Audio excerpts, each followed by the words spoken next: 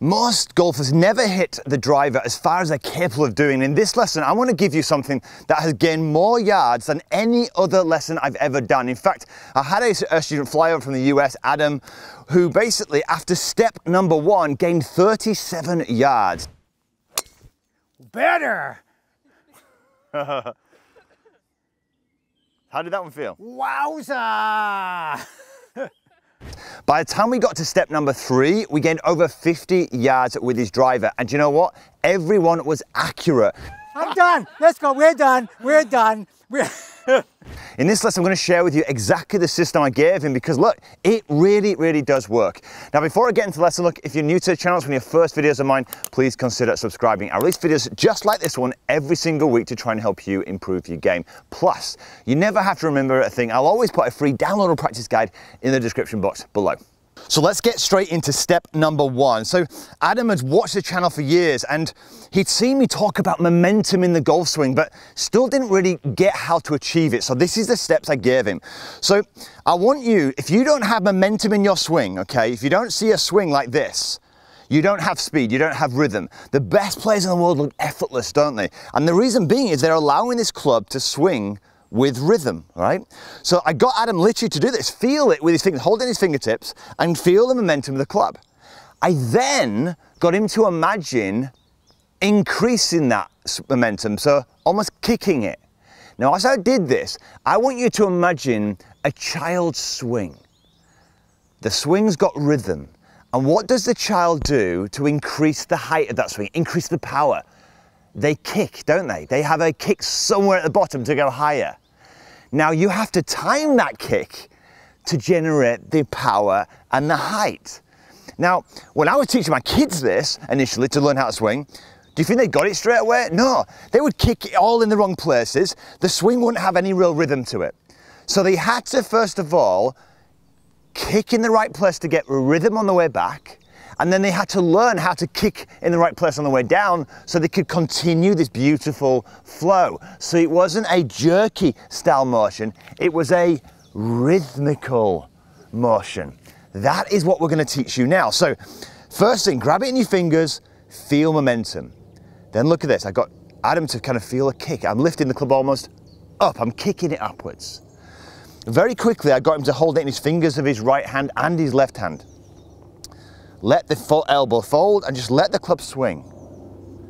For the first time, he started to hear a whoosh. Yes. There you go. Hear that? Yeah. Whoosh. Why?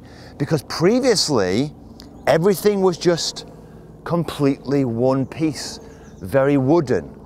So once we got the swing, right, and he got that kind of feeling, so he now got the rhythm, we needed to teach him how to then kick in the right place to create the effortless momentum. So think of it again, let's go back to the child swing as a great image here. When you're a child swinging, they sit on the swing and they kick it off, don't they? They kick it off to get some momentum. Now on the way down, do you think they then kick here? No, a lot of golfers do that and that's when they come over the top and slice it. No, they have to wait and then kick at the bottom. So what I did with Adam with this, to kind of really get a sense of this, you have to feel the rhythm first, then you have to feel the kick. And the way I got him to do this was by going 1 and 2. So listen to this.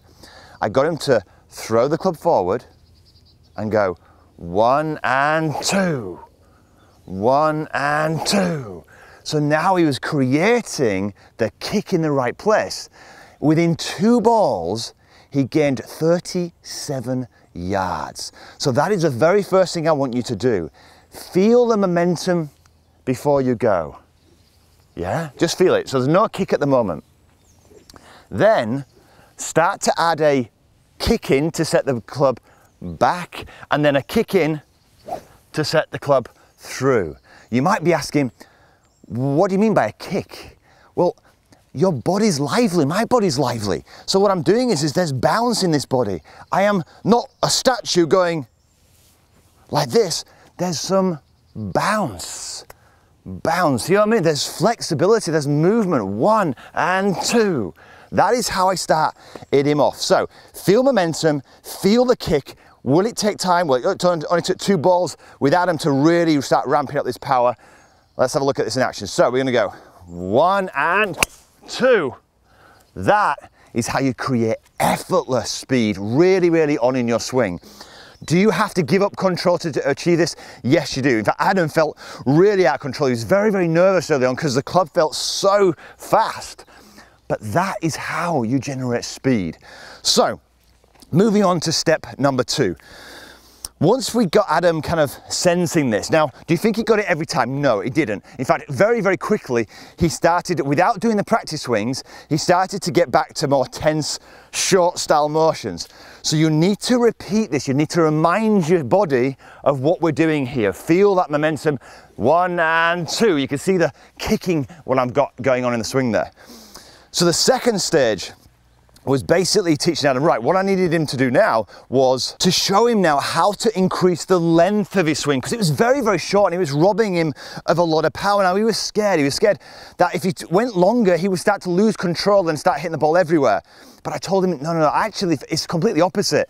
By you going very, very short here and not really moving, you're creating a chopping action, which is only going to exasperate your slice. So I gave him a term that I coined from the great golf coach, John Jacobs. The golf swing is 2 turns and a swish. Well, I've just taught you the swish. This is the swish. Yeah, that is a swish. Now what you've got to do is move the body almost like a door, where you open the door on the way back, and it's like a swing door. You close it on the way through, and you open it again on the way through here, through the follow through. And your job to hit a ball straight is simply to time that. So that if you were to kind of get to impact and your door's wide open at impact like this, you're going to slice it. If your door's really closed here, you're going to hook or push it.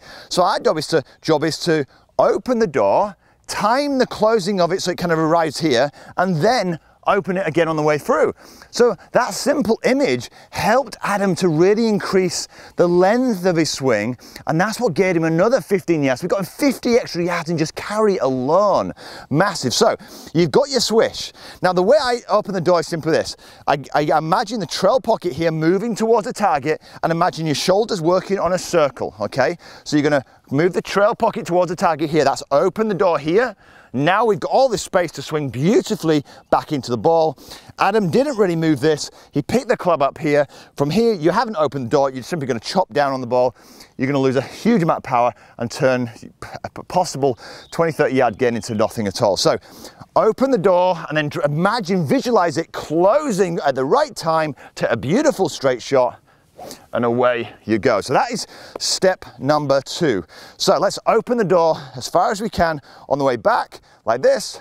Open it up, close it on the way through, and I there overdrew it. So if I overdraw the ball there, basically what's happened that to me here, I haven't opened the door enough on the way through here. I've left it a little bit close and my hands have overtaken. If I'd opened it up a little bit sooner, I'd have straightened that shot up. Now the final point, and step number 3, and this is something that will relate to any club in your golf bag as well. It's a simple one, so it's only going to take a few seconds. The golf swing, as I said, is 2 turns and a swish.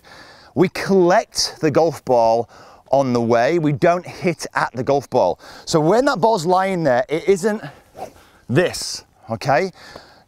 We kick, yes, 1 and 2, but we're visualizing like a swing.